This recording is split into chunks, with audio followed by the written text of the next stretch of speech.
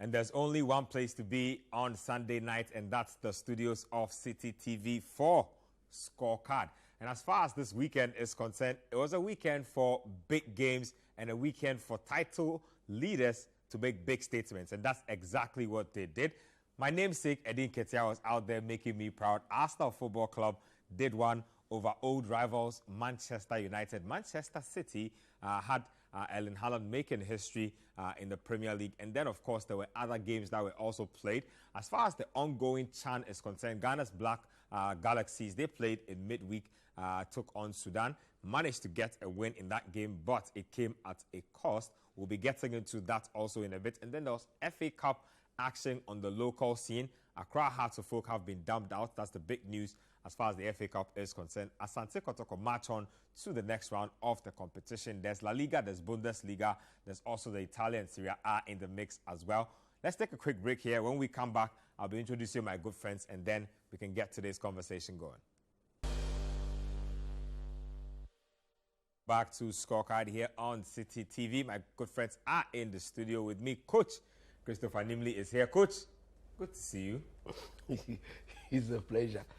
Are you sure it's a pleasure?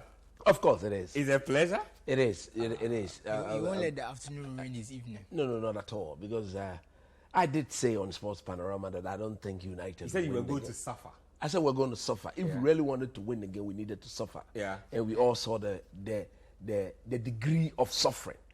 But to my boss, Fifi Banson, if I don't say this, he's going to slaughter me. Yeah. Some few minutes to the game, he said he's now turning my own phrase against me. Yeah.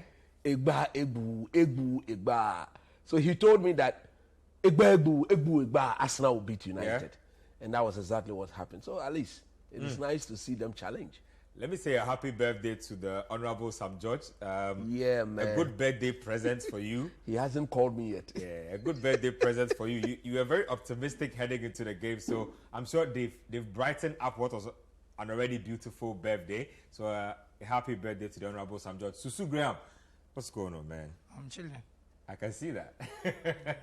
Nice one. Let's quickly get into today's action. Let's start off with the CHAN tournament, and let's begin with some highlights from the game between Libya and Ethiopia. Now, Libya beat Ethiopia by 3-1 in their game. Now, Libya exit the tournament with win over Ethiopia. So they were exited, but they had to go down with the fight, and that's exactly what happened. Let's catch the highlights of the Libya game, and then we'll follow it up with the highlights of Mozambique versus Algeria. We'll come back in studio and we'll talk about those two games.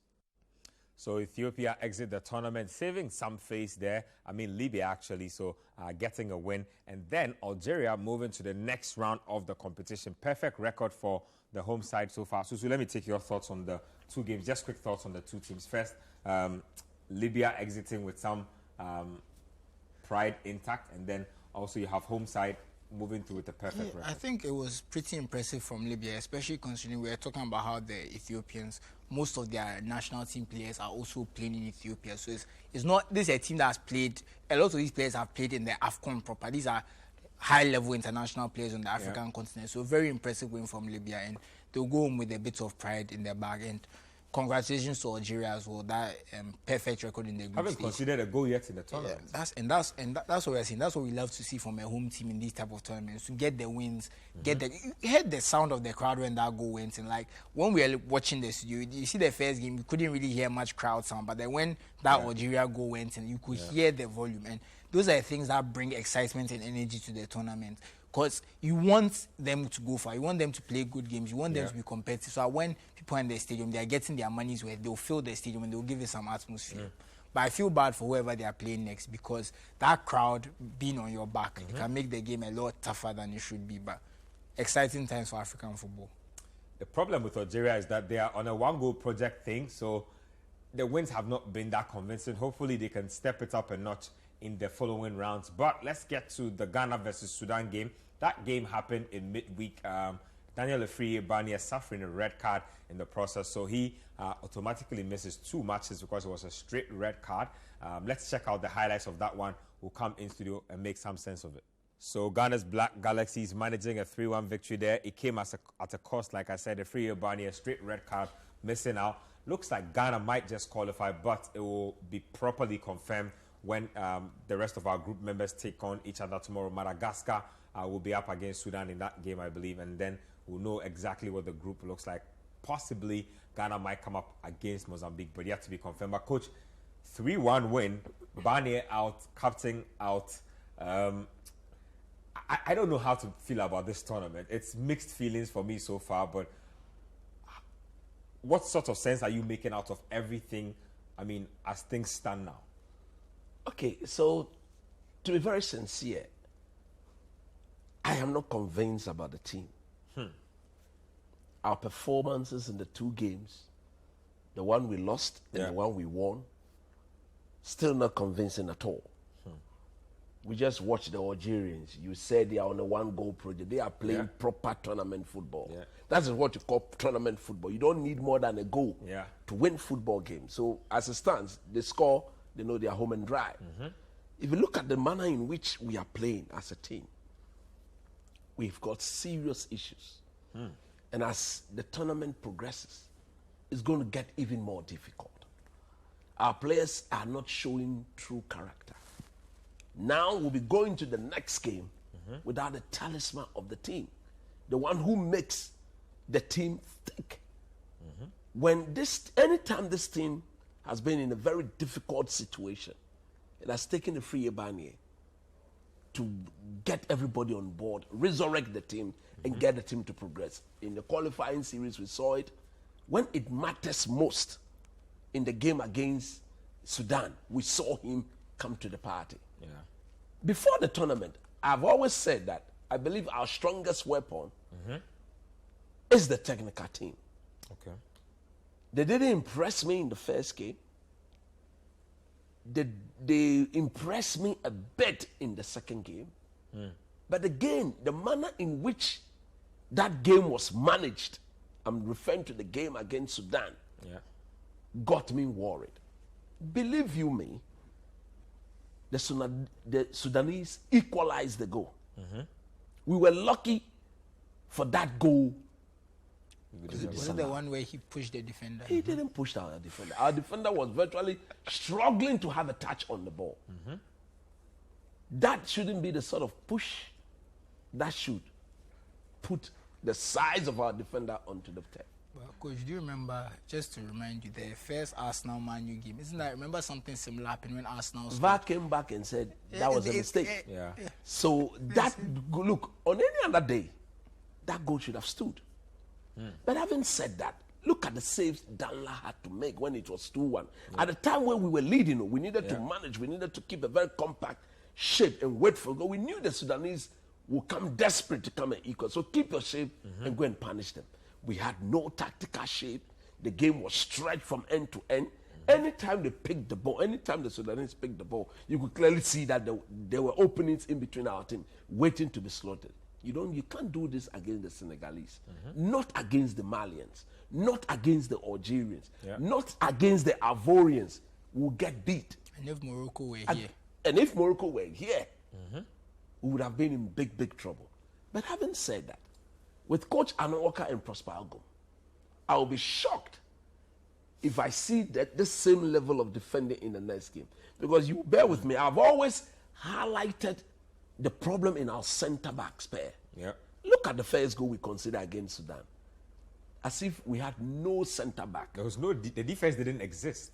The partner to Kunedu Yado, what's the name? The chap in the number 4 set. I always do forget it. He was completely drawn out of position. Chasing shadows. Instead of him staying in his position to see. I think it's Randolph you're talking about. No, not Randolph. Randolph was the right fullback who messed up in the first half. But in the first game. You mean Kunedu's partner? Yeah, Kunedu's partner at centre back. I think that is a huge problem. And this team, the technical team have done something that I completely disagree with. The fact that they've decided to bench their first choice DM, the one who shields the back four. Even when we had Mo Alassan and Kunedu Yadom, a pair we thought to be very solid. That, I don't know why I've forgotten his name too. That guy provided them proper cover. Rather, he's been benched. And the one in front of them is not convinced. His ball distribution is absolutely shambolic. We can only hope that in the absence of a free Barnier, somebody would take up the challenge. That person, in my view, cannot be and shouldn't be and will not be Kofi Koji. Because his output is very, very bad. Extremely very bad. I had problems with him being in the team because I thought that there's a boy from Brecum Chelsea, there's a boy from Bechem who are doing fantastically well in our league. They should have been given the chance to be at the tournament. But rather, Kofi Koji, who hasn't done anything significant in our local league, is rather there. We are going to be meeting, I hear, either a second place team or so. I'll have to go and look at the permutations again. If Ebo can put that together and project. Looks more likely like we'll play Mozambique based on how things are now. Mozambique. And that is coming something from drastic happens. From the Algerian group or the Senegalese group. One of these. And they are a very good team. They are a very, very good team. Like I said, this team, I thought that a quarterfinal berth would be fantastic for them. Whatever they are showing is a perfect reflection of our league. It's just that we've gone to Hasselhoff, we've gone to Kotoko, but it's like if the Hasselhoff players don't score, we don't have any other team players scoring. That is a worry. And this team has gone through from the qualifiers all the way to the tournament. True. It has to stop. And the technical team will have to now pass on the responsibility to some other players in it. Because we are going to the stage where there'll be no second chance. Everything will have to be sorted out. So we wait and see. I just hope that. Okay, so I think the person you're talking about is Insobila. Insobila. The DM you're talking about. Yes. He's got decent presence. Very tall, big, very mobile, very combative. That is why. See, this game, most of the game is about physicality. If you bench Insobila and you bring in somebody who cannot pass the ball, who is always thinking to pick the most difficult passes, try breaking down the chemistry of the team, that has to be problematic. And for me, look, Ano cannot disappoint you. Prosper Ogum cannot disappoint. Some of it are hearing that after the tournament, Ano will be put aside and Ogum will be given the team on a full-time basis. When that time comes, we'll talk about it. But Ano Walker in particular cannot disappoint. But look, having said that, he's doing a decent job. The quality of the football we are playing in this country, I think top 10, top 15 in Africa, it will not be part. Yes. Because when you watch, I've watched the other games. Have you watched the Senegalese? Have you watched the Malians? Look, scintillating stuff. Proper football, proper movement, proper passing, proper technique. Everything absolutely spot on. So let's see how far they can go. Anything beyond the quarterfinals, I think it to be massive, massive bonus. And I will salute Ano Walker if he can get this team to the semi-finals of this tournament. The quarterfinals, in my view, will be a decent outing for them. Interesting thoughts there. Just finish off for me, Susu. I mean, you've seen 2 games so far from the Galaxies. We've seen what they've been like in terms of trying to score. We've seen what they've been like trying to defend. What do you make realistically of our chances? No, coach is right. The team is not. They are not getting things through structure. They are getting the goals and the results here and there. But when you look at the goals you scored this tournament, how many have come through structure? You look at the first one, was the cross that kind of was overhit and caught the keeper by surprise when we lost to Madagascar. You look at the goal from the kind of, it was a From set piece and it kind of bounced around. Wicked deflection. Then we get the penalty. Fair enough, you have to be in the box to win the penalty. But that was more Afri Ebani's brilliance to kind of run at his marker. They even messed up the chance. If you look at the situation, he was almost falling down. They were crashing into each other, he and his teammates. So we win that penalty. Then the last goal, I mean, they are pushing forward and we kind of get them on the counter. So when you look at our goals, you can't see a clear pattern in what we are trying to do. And I always say, for me, when I watch a team and they are scoring goals and they are winning, how are they scoring their goals? Is it set pieces? Because set pieces are a strategy. It's a viable strategy to say you are going to score from set pieces. That's fine. How are you scoring from set? Is it that you have a near post run you are doing? Are you confused? Because the goal we score from a set piece is not. It's not something I'll say was well worked. No. The ball dropped and we got lucky. Are you crossing the ball to? Are you doing cutbacks? Are you using your wings? Are you playing through the middle? Are you playing on the count? when you look at our goals, you can't see a clear pattern in how we are trying to play to get the goals. And that's what worries me. Then when you look at our defending, that goal Sudan scored was excellent. Wow. Yep. They just played to us. They just played to. I saw the goal. I was thinking to myself, wow. And you look. One of the best goals at the tournament, and actually. It was interesting because I was looking at our team. I looked at Sudan. I thought Sudan were probably going to win the game, and I think a good indicator of how a game is viewed is when you look at the kind of betting markets, and it looked like Ghana were favorites. I was thinking to myself, this is a bit odd because what I know about this Sudan team is this is as close to a national team as you can get. Probably about 70-80% of their players play for the main national team. Yep. And when you think about our Black Stars national team, Dan Lad went to the World Cup because our keepers were injured. Let's be frank. Dan Lad is fourth or fifth choice keeper for the Black Stars. So Barnier was the only Ghanaian Premier League player who got into the Black Stars on his own merit, you can say. And even coach might argue that Joseph Painso should have had that place, maybe. Yep. But not in place of Barney. I think in place of Isawaku. There's no way Isawaku. You get what I'm saying? So you can argue that maybe he doesn't deserve his place in the. But so when you look at the quality of the Ghana Premier League players and how we are using them for the Black Stars, they don't come close to what we usually take for the Black Stars, which in itself is a concern.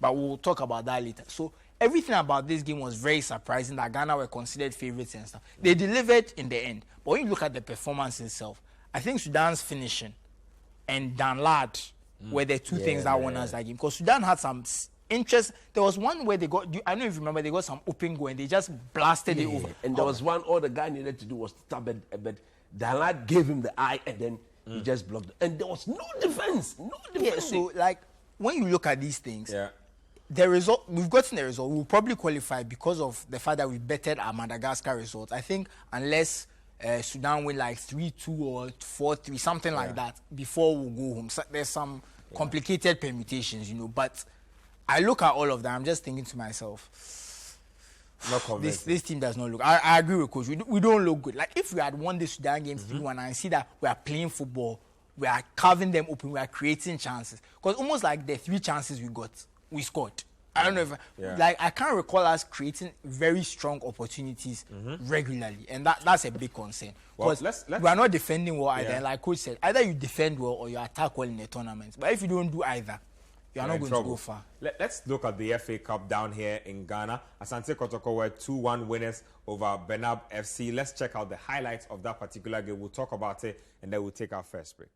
Just trying to put in a cross and well dealt with again. This time the advantage will go to Kotoko. Eugene Amankwa, the culprit. So it's a free kick to the Porcupine Warriors. Free kick is on. Held in nicely, and that's the first goal. Opportunity. Oh, brilliantly done. Brilliantly done. And look at the reaction. Omar, the toast of the fans. Omar started the move here. Brilliant pass. And it was Akatok, who has been in tremendous form throughout the game. Here, just look at the skill to go past Bonsu and let it on for Umar. Great finish. It's a magical. Eugene is back on the field. Corner kick is taken across the face of goal. And Kotoko have snatched it. I told you. Lovely finish from Maxwell Ajimai, and Jewu is stunned. You can't give Kotoko that opportunity. You can't take your eye off them. And here, with so much quality.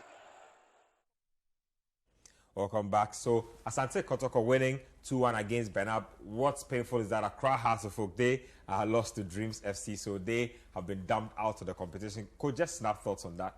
Kotoko moved to the next round. Hearts of Oak tournament comes to an end. The Kotoko result was not in doubt, although the opponent tried to make something, but which is very typical of the FA Cup. But once it was played at Babayara and Kotoko was at home, the stature, player, quality, everything, Kotoko stood tall. So that result was not in doubt. But the Hearts of Oak results, shocking. This is the tournament that Samaboidu won back-to-back, isn't it? Yep.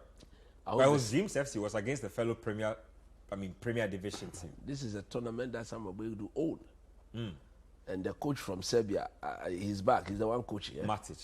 If he doesn't win the league, he gets sacked. If he doesn't win the league, because already he's missed out on the tournament that they thought was their bona fide right to win. And that was what we were told, that Samabwedu got sacked because there was no way he was going to win the league. So if this Hasselhoff coach, the one from Serbia, if he doesn't win the league, the same must be applied. Because he has walked into the team and he's still, I don't want this player, sack him, I want this player, sack him. He's sacking the players left, right, center. You can sack them though, but make sure result-wise, you go and win football games. And as it stands, it doesn't look like maybe they are waiting for their players at the AFCON to come and resurrect them. That would have told me of how bad the scouting system of Hasselhoff has been over the years. Because Barnier, you all know, is gone. He's gone. He's on his way. And then the Corsa, Kunedu Yadom, and then the one who scored the third goal for the Black Galaxy. Yes, they are good players, all right. They are three that will make lots of difference. As it stands, they took the midfielder. I've forgotten his name. The Kaleba Mankwa. Yeah. He's with the Galaxy, isn't it? He's not being used. So far, he hasn't been used. What is he doing there? This is a player who went with to the Black Galaxy, has called him back at the 11th hour. They took him back to Algeria. You don't get it. And the team is struggling. So for me, Dreams FC deserve their win. Yeah. And they've moved on to the next stage of the FA Cup. So be it. Dreams FC deserve their win. Asante Kotoko on to the next round of the FA Cup. Let's take a quick break here. When we come back, I'll read some of your messages. We'll get into some Premier League action. Big results over the weekend. Welcome back to Scorecard here on Citi TV. Benjamin Nketia here. Coach Christopher Nimley and Tusu Graham are my guys in the studio. Let me read a few of your messages that have been coming through so far. Sally Al-Hassan from Brekum says that, please, you people should talk for us. So Ghana football is dying or has died. Teams like Madagascar, Comoros Island, and other small football nations no longer fear us. This one here is from Eddie from Achimota. Says, as for the Black Galaxies, I believe Joje, Desert Weavers, would have done a better job. The boys have no quality. That's very harsh. This one here says, Coach has taken the drip to another level, and the Black Galaxies shouldn't be carried away with this victory. Poor defense, no identity. A coach is repping the white kicks and the blue jersey. I thought he was going to wear his lime green jersey for this occasion. But looks like victory didn't come, so the lime green jersey has been shelved for victory. When the day Chelsea will come to Old Trafford. We'll see about that. This one here says, can't wait for the excuse coach is going to give. Ni Abba is in trouble today. Happy birthday to MP Jata George from Takocha in Anya to all Man United fans. Okay. This one says, good evening, Ben. Kakra from Kwabenya says, congrats to my Arsenal and to my dad, Reverend Kent Hayford, the only Arsenal fan in the house. Okay, so Reverend Kent Hayford will hear, and I'm sure he's a happy man today. This one says, so Man United's title challenge lasted just 4 days. It's better to write off the season than to pretend. Hashtag Covetown, hashtag Zuma with that one. Abdallah from Bimbila says, Manchester needs to get a second DM as soon as possible. We are screwed should Casemiro get ruled out for a long period. Okay, so United fans say they need to get a backup. This one here says, good evening. Money is the backup. Money is the backup. This one here says, good evening, City Sports watching live. Arsenal now playing as a team and not individually. Also, they have that winning mentality. Andrews Quist from Tema Community 2 with that one. This one here is, this one says, good evening, Benjamin, and your sizeless crew. Eric Ten Hag made a big mistake by starting McTominay ahead of Fred. We are still building our team, and it's a process. Manaman says so from Doma Ahinkro. Okay. This one also says, good evening to you guys watching live from the Volta region. Tell coach he should come back they should come back to their normal position. We Chelsea are coming for our position. James is back, and another Hazard, also Malu inside Agbili Dome in the Volta region. Okay.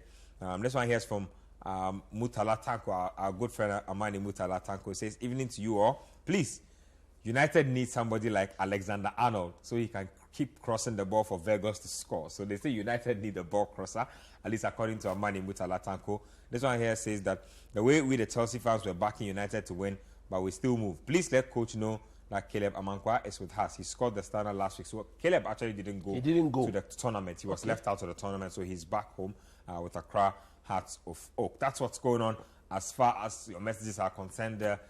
Text and WhatsApp lines are on your screens there. So do text us. Let me know what you make of everything that has gone down this weekend. Let's get to the Premier League, and let's start off with that game between Liverpool and Chelsea. It was a mid-table clash, really, and that is what it really ended up being. Mid-table performances from both teams. Let's check it out. I'm telling you, if you spent 90 minutes watching this game, you probably want your time back, because that was probably one of the most horrible displays of football I've ever had to actually see. It was that bad. I'm not even lying to you. It was a terrible game. Look, we did a game on radio. And it got to a stage where we're all sleeping. Yes, truth be told. So they put the mid in mid-table. Yeah, they put the mid in mid-table. And there was a point where the commentator said that the performance of the two teams clearly epitomizes where they are at the moment. As someone said, Liverpool and Chelsea, where they are is not an accident. Yes. No, it's not. It was Zukuku. Now, when you look at the two coaches, I think they are to be blamed. Some people are arguing that Porter hasn't been in the job for a bit long. Yeah. But look, Ten Hag hasn't been in the job for that long. Ten Hag had a preseason. Porter had the World Cup. A lot of his players went. I mean, no excuse. 10 injuries is no excuse. No excuse. Look,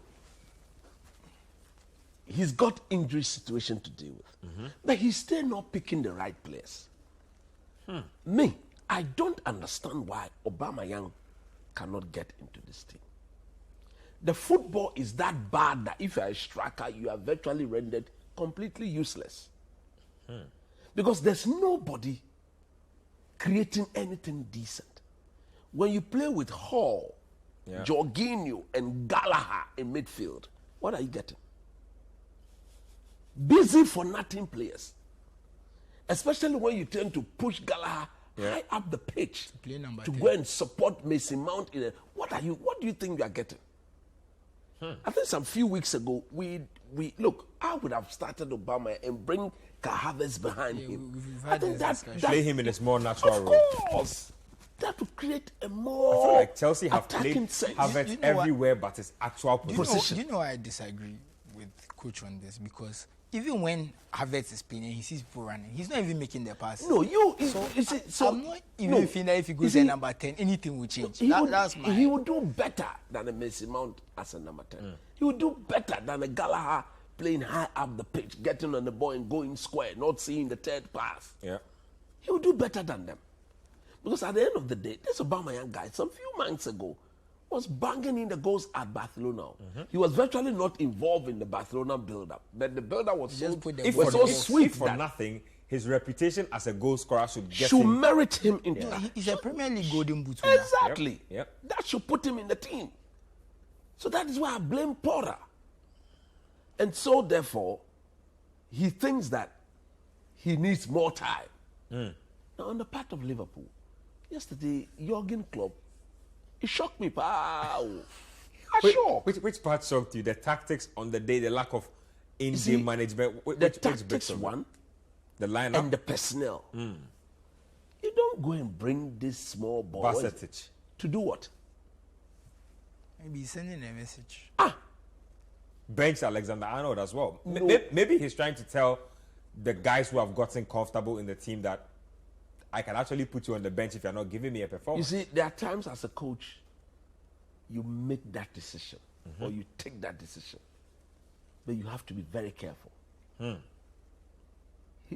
The young boy couldn't pass the ball forward. Yeah.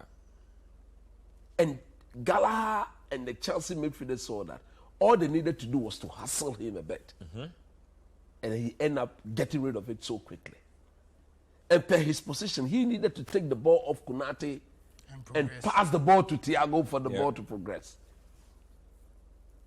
It would have been better the other way around. Get Thiago to rather sit in front of the back four like he used to do at Bayern Munich alongside Kimmich. So that he rather does the distribution with pace, with intent, with proper technique. So look at Gakpo, virtually struggling. Yeah. Naby Keita cannot run again. Watch him when he's running. He's virtually jogging. His speed when he's running can be equated to when he's jogging. The injuries have completely dealt. I don't expect him to be at Liverpool next season. They need to get rid of him. His contract is expiring, I believe. And they are not going to renew it. He needs to go. I think the Italian Serie A will suit him. The pace there a bit slow will suit him. But look, I don't see Liverpool and Chelsea qualifying for Europe. There's no way any of them will get into the top 4. Not even top 7. At least playing the way they are now. No way. What Because about also the top 2, It's already decided. maybe not already decided, but Arsenal and Man City will be in the top 4. In the top, yeah. They'll be part of the top 4. But maybe not as first or second or as first or second. Anything can happen. Man United will definitely be in the top 4. Because like I said last week, we are done with Arsenal and Man City. United fans, we've played all the games with those 2 teams. They are now going to play themselves. We are now going to be inviting the Donkomins. Who are the Donkomis? Chelsea, Ebaye. Liverpool, Ebaye. You understand? United, we played our 20th game today. Yeah. We are left with 18 more. The 18 more, there's no Man City inside, there's no Arsenal inside. We are free. At least the 2 teams are the pace setters. Yeah. So we now whip the rest, whip them good, and progress. So the top 4 hope is it's choked. as easy as you're saying. No, the top 4 is choked. With Carlos Casemiro, it's not McTominay and co. With Casemiro in midfield, none of the Liverpool, that small ball will bounce Casemiro. Even the Liverpool first choice DM, what's his name? Fabinho. He sits on the bench. Casemiro is his boss. He knows. Yeah, he sits on the bench. He sits on the bench. So you see, the way Liverpool and Chelsea are doing their things, it's like Graham Potter is hoping that James and They do. But not very significant, honestly. They have almost close to full their full strength. And you see, I won't blame Liverpool's issues on injuries because even when Virgil was around, Liverpool were they were not goals. doing any better. Yeah. You see, they are not doing any better. You see, it's a We said this Herculean before. gap. The pressing Look, in Liverpool they are, is gone. they are 4 games away from being in the top 4. Who's going to throw that away? United, Newcastle, Arsenal, Man City. Maybe the Conference League is the best they can achieve. That is why they are buying players, especially Chelsea. Yeah. Because they know that if they don't buy these players now, They will by not the end want of the season, the players won't want to come there. Because you will not be playing European football. Interesting Thursday. So let's just talk about Mudryk real quick. He came on in the second half. Not too long a spell, but made a significant impact to generate enough conversation. What did you make of it? Oh no, it was very exciting. Quick feet, he was. But like we said, he's not a complete player. I was shook at the pace. There was a through pass where he came from behind rapid. his opponent and basically just zoomed That down. was James Maynard, 38 years. No money, no more. What were you expecting? Oh, yeah.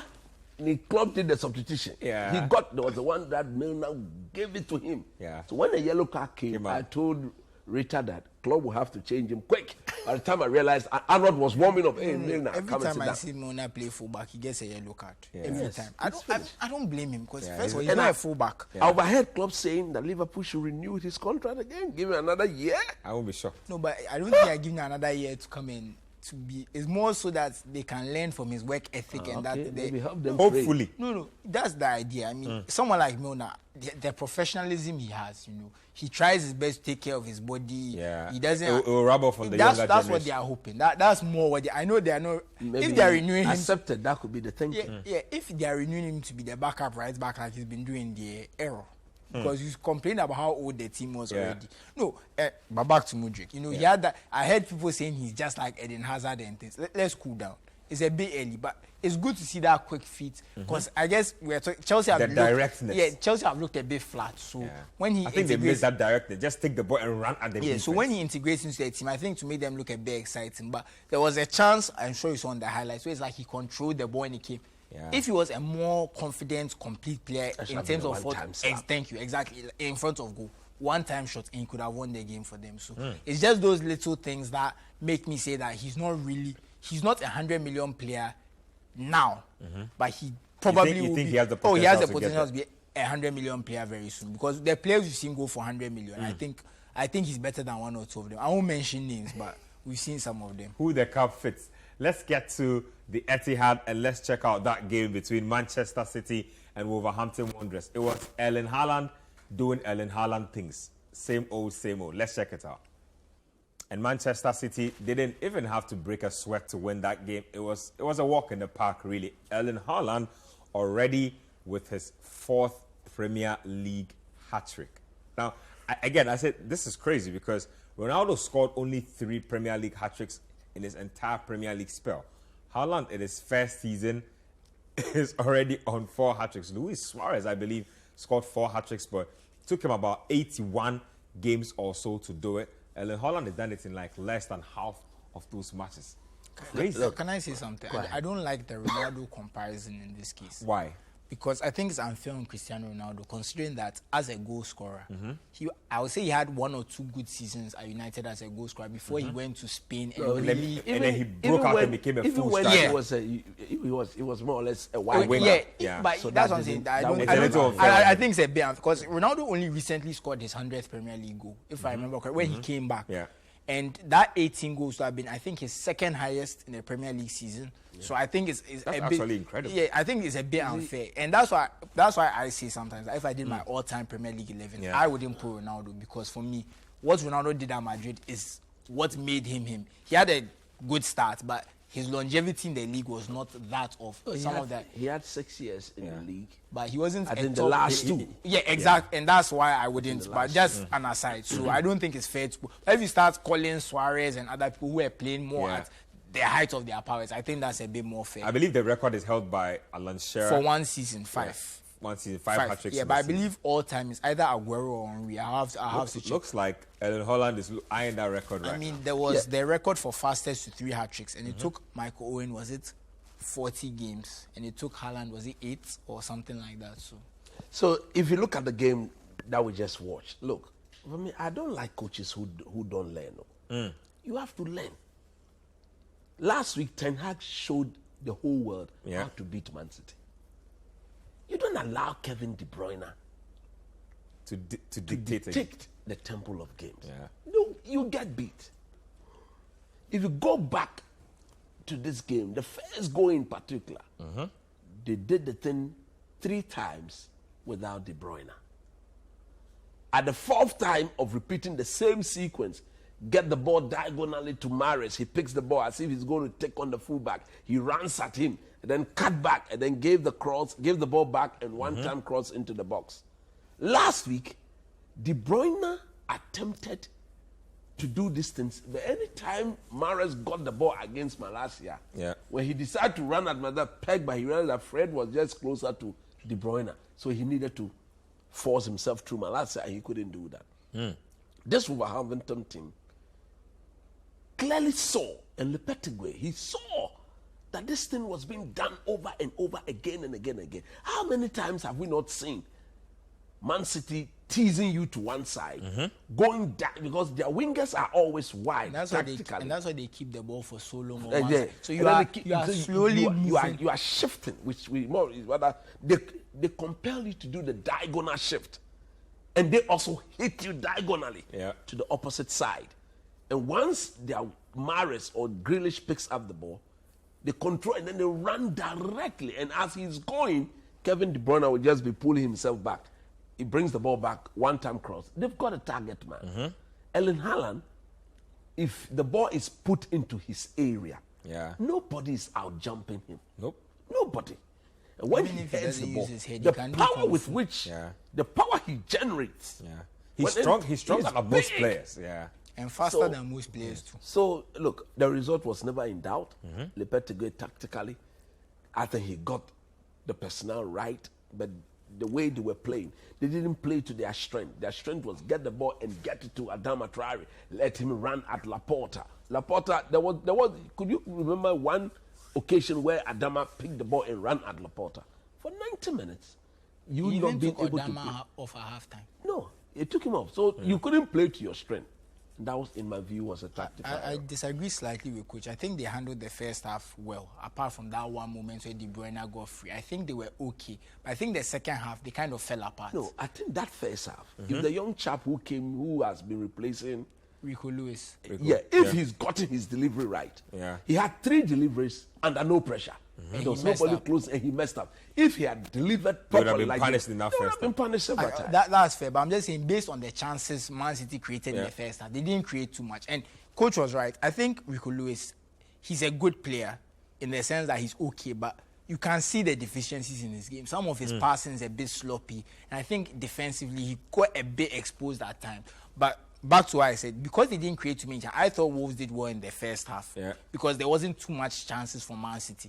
But the second half, it started badly for them because, and this is no fault of Ruben Neves, but if you are running with someone and your kind of foot kind of steps on their heel a bit and they fall over in the ball, it's a penalty. It is. And that's why he didn't get a card, because clearly the referee understood that it wasn't deliberate. deliberate. He wasn't trying to foul him, but it's a penalty. They scored the penalty, and then what's the next thing that happens? Jose Sa, you saw the disastrous goal where he kind of just passed it to Mahrez for no reason, under no pressure. And Mahrez just laid it off to Haaland, and that was the hat-trick. So I think the first half was handled okay. I mean, if you have decided to leave Rico Lewis free and he's not able to deliver, that's also a tactical plan. You decide that maybe his final ball is not there. But the second half was very disappointing because they lacked fight. At least in the first half, there were moments where you could see there was an attempt to try and play on the counter. It didn't really work out. Exactly.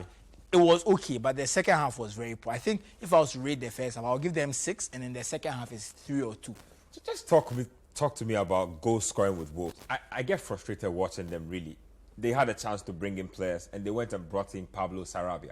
Pablo Sarabia is a wonderful player, but Pablo Sarabia is just like Prudence. He will not solve your goal scoring issues. I think why didn't you see the Brazilian, the one they brought from? He came on. That's what I'm saying. I have to make 3 changes. So I believe he took off Adama, Jimenez, and someone, and brought Cunha, Sarabia, and someone else. And João Moutinho. I can't remember who he took off for Moutinho, but those are the changes he made at half. But then they were no goal scorers, no proper goal scoring threats in there. Yeah. Should they be buying players? Is there money to spend on strikers? I mean, the window is still open. Well, the Matias Cunha was a striker, but I believe they paid was it 40 or 50 million. So they paid a lot of money for him. They bought him on loan, yes, with the option to buy. From Atletico. But if you look at his goal scoring record, he didn't score that he's much. not a prolific I don't want to judge any striker on not scoring goals at Atletico Madrid because of how they play. I think that's a bit unfair. But I get you, because what happens is they bought Sasa Kalajic. I don't know, the Austrian guy, the big guy at the Euros who was scoring the headers for Austria. You remember? I think he scored a header against Italy or something at the Euros. He tore his ACL 45 minutes into the season. Bad luck. Got him from Stuttgart. From Stuttgart. So you are scrambling for a striker. You go and find Diego Costa. Diego Costa doesn't do anything for the first half of this. I don't think Diego Costa was posing with Wolves at his unveiling, and that's the most menacing he has been. Exactly. So Diego Costa has not scored. So you've now gone to buy Matias Cunha. So he has to take some time to adjust. But they are playing better. I think they are a bit more solid defensively. I don't want to. When we've seen them play, when Bruno Lage was coach, if you remember, I've said this before, they were going to go down. There was no 2 ways about it when you watch them at the beginning of the season. But now they look a bit more solid. They look a bit more enterprising. The goals are yet to come. But if you are not conceding, that's a start. But see, where they find themselves, they need to start scoring. They need to start scoring goals. Well, if you don't score, you don't win. You see where they are as well. I agree with you, but because there's a lot of teams, just if you look at the table right now, the last place team has 15, and the team that's like 14, 13 has like 18. So all you need is like one win to just boost you up. You know. So the bottom line is you need to score. You need to score goals to get that win. I also believe that luckily for them, and this is also very important, you don't have to be that good. You just have to be better than 3 other teams. And when I look at Southampton and Everton and Bournemouth, I can see those teams going down. And Southampton already changed their coach. But Everton, if Everton don't change their coach, they are gone. And remember, Bournemouth have just hired their coach. So it's very unlikely they'll change again. And when I look at Bournemouth and Everton, at least, Southampton, because he's a new coach, let's give him some time and we'll make our judgments in like 6 weeks. But Everton and Bournemouth especially, Bournemouth, I just think their players are not good enough. It is what it is. Sometimes your players are not good enough. Everton, I don't, because I think they have some good players in there. I feel like Frank Lampard is part of their problem. But right now, if they don't change their coach, they are gone. So there's a lot of teams not doing well. But I look at some other teams in a similar situation like West Ham. Yeah. West Ham are doing well in the Conference League. West Ham finished 7th last season. Yeah. It will turn around. So you have to also consider the teams around you. Who leads like this, their defense is very poor. They are interesting and exciting going for it, but they don't defend well. Yeah. So you look at the teams around them, and I think that, okay, they can. There's a big possibility they'll get out. Because like I said... You need to start working on those possibilities. Oh, they are working. That's what I'm saying. At least the defense has gotten better, and they are creating more. They lack a striker, but when you're creating chances and you have a decent amount of good wingers, the goals will go in eventually. You don't need someone... At that stage, if you have someone who scores once or twice every 3 games, you can get out, you will survive. They are not challenging for Europe or anything. Okay. And like I said, Everton, Bournemouth, Southampton right now are looking very desperately poor. So I think they will survive. So somebody giving us some education here, yes. And I was rightly saying, the DM coach you're referring to who was poor was Razak Kasim of Olympics. He was poor. Insobela is the one who played the game actually, who was selected for the match. So Razak Kasim is the one whom I think you believe should have been playing, and Insobela is the one who was just getting run over and not knowing what he was doing in the game. So that's what from Wahabu. Thank you for that one. This one here, kind courtesy of Arsenal, we have peace of mind tonight. Like by now we go hear things. Somebody says like by now we go hear things like Ten Hag throw one stone and Arteta they shiver. Only United have done the double over the league leaders. The title is ours now, and plenty other Yobbins. Charlie Yobbins, they be like ancient pigeon power. He says, Arsenal, we thank you. They've not won the league yet. Yeah. They shouldn't. They should relax. They shouldn't. No, but move you see, he's not an Arsenal fan. He just doesn't want Man United fans to talk. That's the tone of their message. OP from Lakeside says, good evening, Ben. Tell coach that United's title challenge is over. They can't come to the Emirates with that counter-attacking approach and expect to beat Arsenal. You know, I don't think that message is fair because coach never added them to the title. No, we have it was me that we have added never them. said that you are winning the title. Win the league. No. This one says, good evening, Sir Ike from Gomoa Afranse.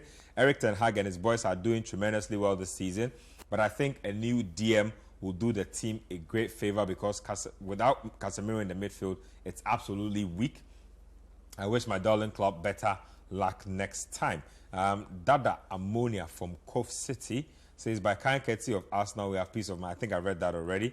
This one says, Chelsea's problem is about the coach and not the players. Sam from Kufuridia with that one. This one says, this is Ben from Dodoa. Coach, did you see the final 10 minutes Arsenal released on United? Quite.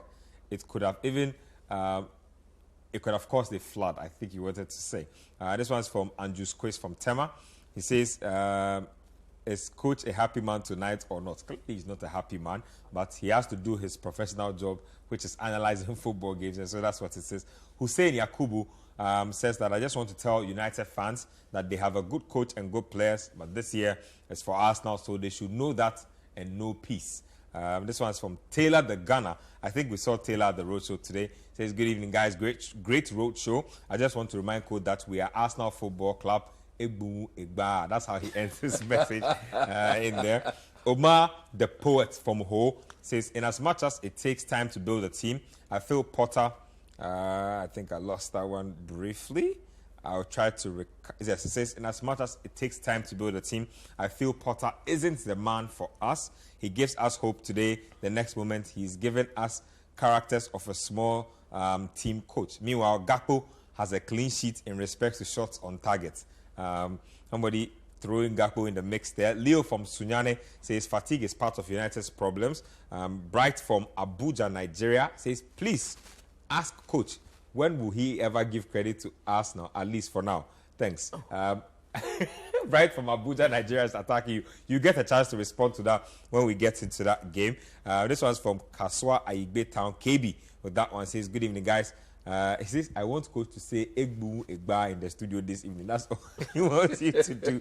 Lee from Adabraka says, Trossard, anytime he meets United, makes the difference. Guy has a bright one on Man United. As for Fred and McTominay, both rates 30% combined. So let's take a break here. When we come back, we'll bring you highlights of that Arsenal versus Man United game. There's some Serie A and some Bundesliga action as well. Stay with us. Welcome back to Scorecard here on Citi TV. Let's get into that game between Arsenal and Man United. That game was at the Emirates. It was Edin Ketia getting a brace on the day. He scored the winning goal for Arsenal Football Club. They won by 3-2, 3 points in the bag, avenging that early season defeat to United. Let's catch the highlights at the Emirates. So Lisandro Martinez made it 2-2, and then Edin Ketia got the final goal. Unfortunately, we couldn't bring you that final goal, but that's how it played out. It was literally one of the last kicks of the game, and then he managed to grab all 3 points for his side. Coach, let me start. Can I give some stats before we go? I think we have to put some context into what Arsenal did. The fact is, they played their most shots they've played in a match this season in this game and recorded their highest XG. So I think we should give them credit because they really came. They had, as coach said, they were going to suffer. In the first half, they had 19 touches in the United box. 19. And their touches in the box was 63 at the end of the game, Crazy. which was the most this season. In fact, the difference between them and Man U, I think, is the second highest difference recorded this season. The highest difference was when Man City beat Southampton 4-0. So Man U really suffered, and they made the most of their chances. So I just wanted to say those stats before because it's very impressive. Wow. So I like the perspective. Yeah, I was not surprised at that because you remember I did say that United would suffer. United would suffer, especially when that engine, that man who always read the game and break up the play, somewhere in midfield was not there. The game started very, very well. Tactically, both coaches had their way. Arsenal always knew that they needed to press the ball sensibly because there's always that threat from Marcus Rashford on the counter-attack. So they never gave anything away. In the entire 90 minutes, the only time Bruno picked that pass, reminiscent of what actually happened in that first leg, the goalkeeper together with Magaresh read the situation and Rashford got distracted. On the day, I knew that Manchester United's biggest problem would be the fact that McTominay, after winning the ball, will not know what to do. Be able to pass the ball. Go and count the number of times he gave the ball away. If you're a midfielder, you go and you tackle, you strong, you big, you win it. And you couldn't give one forward pass. You've got no business being in this team. No wonder Eric Ten Hag will sell him at the end of the season. Because between the Newcastle and Co. Because look, it is clear that if Casemiro is in the team, he's not going to be playing like he used to play under Solskjaer. You are playing with Bruno, you are playing with Eriksen. Pick the pass to them. You should be able to, after winning the ball, you should be able to give the ball to them. They are the ball playing players. Let them play the ball to the attackers. Kept giving the ball away on countless occasions. And when you're playing against Arsenal at the Emirates, one thing that you cannot afford to do is to do too many turnovers. Because the ball keep coming at you, keep coming at you. Look, in that last 10 minutes, they literally pinned United to their half. All United needed to do was to get a midfielder who would not only break the play, but after, because look, Arsenal themselves, they were there for the taking. If Casemiro had played, Odegaard and Partey had pretty poor games. Look, if we are being honest. Partey was honestly very poor. There were first goal especially, that was all him. There were moments in the game where you could see Rashford brutally shouting at McTominay. I am here. You know I'm here. Why are you passing the ball there? He wouldn't watch and he played. But credit must be given to Mikel Arteta. You see, another thing that didn't work for United was the lack of depth in this United squad. Look at the substitution that Arsenal was making. If you have the luxury of bringing on somebody that Trossard, when you needed somebody to, and he eventually helped them to score the final goal. When he came on, he picked the ball 1-2. Because Martinelli had been very quiet. Yes. Wan-Bissaka basically kept Martinelli quiet all game. It's the same way after Ben White went off. Let's look at that, the first 2 goals, or the first 2 goals from both sides. I think United should have gone in 1-0 up at recess. The goal Arsenal scored, the game has highlighted Wan-Bissaka's biggest weak point as a defender. His off-the-ball defending is very, very poor. Go back to last week. He lost Jack Grealish when he shouldn't have lost. Just came empty net, bang. Today, if you look at the sequence, Arsenal had realized that when they hit the ball direct into the box, Vegas, Varane, McTominay, United have enough power in the air to deal with that. That was the only time they decided not to go direct from the corner kick. Let's play. Let's wait for the moment. And if you look at the transition, when they were playing, Luke Shaw had Magaresh inside. Wan-Bissaka, he looked at Nketiah. He looked, okay, Nketiah is there. How then do you just go to sleep? Yeah.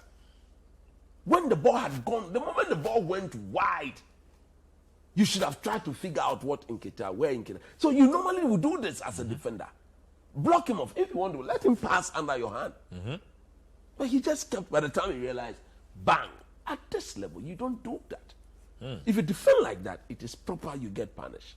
Look, I have said on Sports Panorama that I think Arsenal will win the game because of the absence of Casemiro. Because United has never been the same in his absence. Whenever he's in the team, you've seen the class with which he has engulfed this team with. It was a beautiful game, a game befitting of what the EPL used to be. And for me, I'm grateful to see these two teams restoring proper history to the EPL. Yeah. The Wenger rivalry. Surely, next season. There'll be more from after Ten my Hag team and has been sold and proper players are brought in, there'll be more for Ten Hag. For Ten Hag, look, unless you don't want to be honest, it is clear. Yeah. The pathway is clear. There's a clear plan in the coaching, proper tactics, proper personnel, discipline, everything is spot on. But Arteta is doing a wonderful job. He's been in the job for how many years now? This is third season. This is third full season, so fourth year. Fourth year. Ten Hag is barely 6 months into the job. But yet still, you suffer to beat him. So 3-2, 3-1 is good. Like I said, we are done with the big boys for this season. You are left with the Donkomis. Your takeaways from this game? You know me, I like to bring the numbers perspective. I think the scoreline flattered United. Because when I look at Rashford's goal, it's not a goal he had the right to score. In the sense that, like I always say, when I talk about goals he has scored, I want to see a pattern and chance. He made that goal out of nothing. In the sense error. that Partey gives the ball away. He gets it back. I think he didn't nutmeg him or he dribbled him. He dribbled Yeah, past he kind of basically bamboozled Partey. He gets a, and he was quite far from the goal, and he took a hell of a. But that's him, isn't it? That's typical Marcus But that's what Rashford. I'm just saying. This is not if you are looking at XG versus I'll get to that. It's not a probable goal, but that's what it is not a do. chance. But within him, that's exactly my point. It's not a chance, but quality players do quality things. Exactly. Then you look at the corner. Ramsdale kind of dropped the ball on. That was a Ramsdale mistake for me because he should have claimed that cross. And Man Utd finished the game with an XG of 0.33. Wow.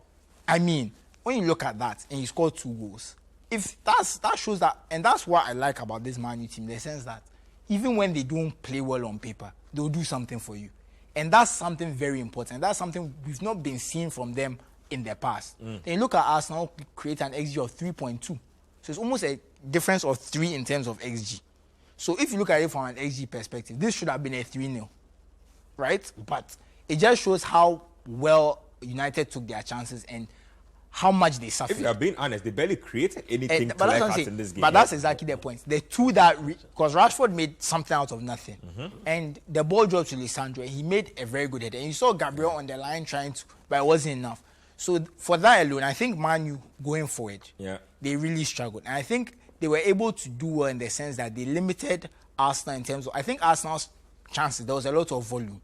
But in terms of high quality chance, I can only think of Nketiah's goal, and then the one where he played with his left foot and he kind of the hair save. Because even the third goal, I wouldn't consider it a chance, because in the sense that it was a deflected shot and it's kind of just flicked it or something like that. So I think in that sense, in terms of limiting Arsenal, they did a lot. But parts of the problems, I think, and coach complained a lot during the game. I was sitting next to coach.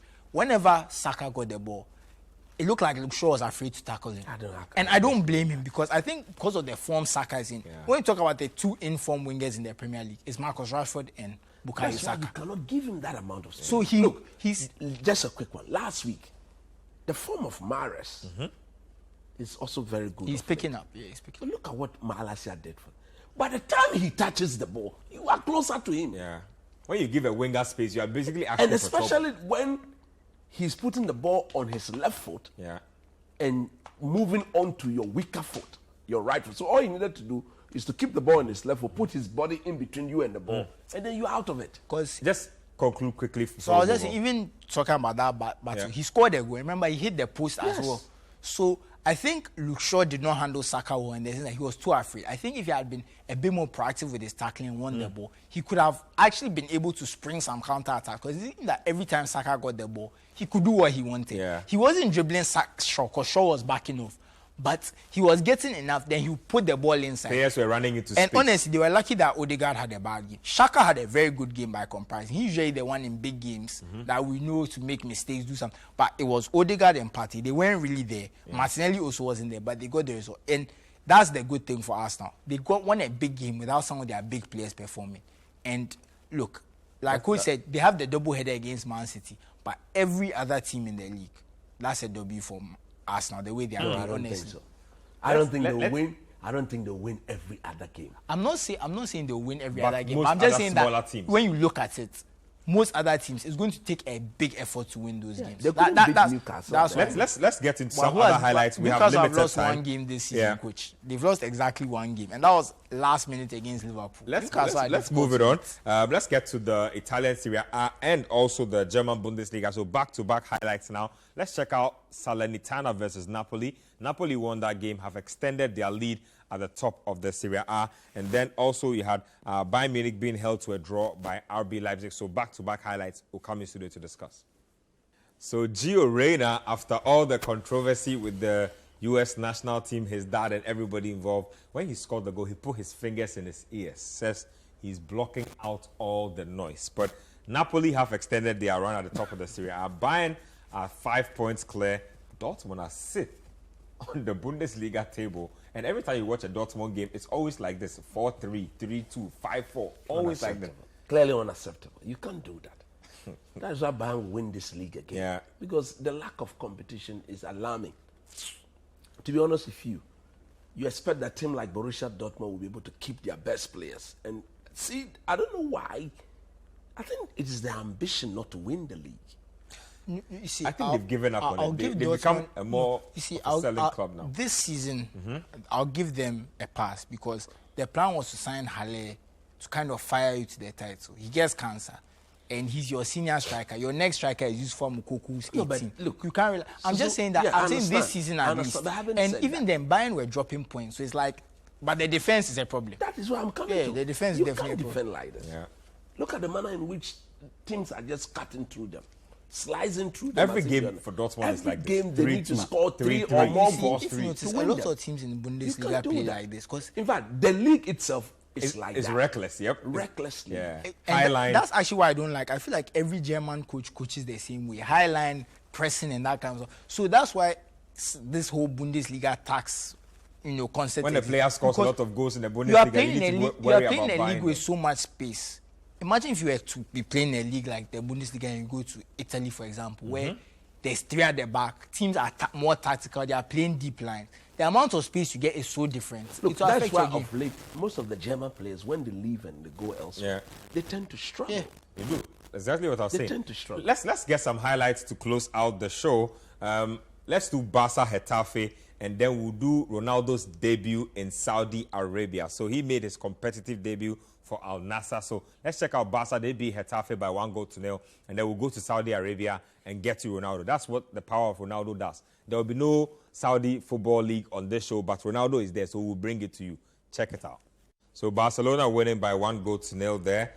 Strong game for them. Ronaldo making his debut. Let me just take thoughts on that one. So almost coming to an end. Ronaldo starts life in Saudi Arabia. Yeah, he didn't get the goal he wanted, but they won, and that's what's most important. Was captain in the side. Yes, I mean, he's Cristiano Ronaldo. I mean, best player to ever play in the Saudi league by a country mile. There's no doubt about it. He's different. So it's just it's a big moment for the Saudi league. Obviously, this is what they paid him to do. It's kind of improve the reputation of the league. Yeah. That we're here talking about the Saudi league. I don't know. Have you ever talked about the Saudi league on this show? Never. And I'm pretty sure you've had Ghanaian players playing that league, and we've not come to talk about a lot this. of them actually. So it just tells you the power of the Saudi Arabia. And look, the thing is, he might not have scored in this game, but he's still getting used to his teammates. They are getting used to him. They have to figure out how to, integrate him into their side in the sense that to play the balls the way he wants it, get him in the positions he wants to get into. And they also have to understand how he wants to play to kind of, because the team is going to be built around him now. There's no doubt about it. So I think it's going to be an adjustment period. Everyone has to get used to each other, but he will definitely be a success in the Saudi League, because if he doesn't score goals in the Saudi League, really, it means he's truly finished. And I don't believe that will happen. I think he's too far. Don't run away from the fact that he's finished. If he's not finished, he will not be playing there. Oh, coach, but you see it's hard for me to accept because how does a player go from how does a player go from 18 goals to being finished? No, I don't know why. We are all thinking that the man is still 25 years. No, but I'm just saying, hold on. Yeah. I'm just saying that, you see, you don't go from scoring 18 goals in a season to just going to being finished. Is that how decline happens? It is what it is. No, coach, I'll disagree with you. Don't disagree. No, what is he doing there? No, coach, let me say how I understand this Ronaldo situation. I think Ronaldo has gone down a level. He's no longer maybe a starter on a Champions League team. And this was his problem, that he wanted to be a starter on a Champions League team. If Ronaldo says he wants to be a starter on a Europa League or a Conference League team, he could be still in Europe doing something. But the combination of him wanting to be paid a certain amount and wanting to play for a certain club, because I think a lot of the teams he was offered to would take Cristiano Ronaldo. But if Cristiano Ronaldo also says, I want 400,000 a week, it is because some of those still things that he's still an elite player. Good enough for that price. Exactly. So, and that is where the problem is. Yeah, no, coach, but that's what I'm saying. So he's finished at that level. He's finished at the highest level. Of course. That's what we are saying. That's what I'm saying. I'm not saying he's finished as a footballer. Okay. He's finished at the top level. At the top level. Okay, we can agree on that. Yeah, there's definitely that is why he is where he is. No, coach is right about that, and I think the problem was the hubris. I think remember the whole substitution thing, that I'm not a come on for 2 minutes player. How can you say that to your coach? And some of us defended it. I don't want to mention names. Some people defended, and I said that look, it doesn't matter who you can be. You can be Jesus Christ. If you have a coach, you have to accept, because there's a coach. Look, so you have to just do it. And we've been liberated. He's a legend of United. We've been liberated. Are you saying Ronaldo was oppressing Manchester United? He was not ready to allow Ten Hag to do his work. Thank you very much, Coach Christopher Nimley. Thank you very much, Citi Grams. Coach says that Ronaldo left and now they've been liberated. Big shout out to Arsenal Football Club leading the title charge in the Premier League. Arsenal, really, don't drop the ball. Charlie, happy birthday again to the Honourable Sam Jata. Charlie, he go chop the birthday well. I'm sure my CEO is also a very happy man. So today he was wearing the Arsenal. Yeah, man. He was wearing I don't know if it's the third jersey or the away jersey. Was it the pink one? Yeah, the pale pink jersey. When United scored and I was jubilating, the moment Arsenal scored, he came to the top. They should call me. They should call me as he said that he did this. Calm down. So, yeah, Arsenal Football Club, doing your thing out there. Charlie, at this point, really, don't disappoint. Everybody's rooting for you, so do your thing. Thank you very much to everybody who made this one happen. Lights, camera, everybody. Thank you for texting into the show, all of you who make it happen, even all the way from Abuja, Nigeria. Same time next week, Scorecard will be back on your screens.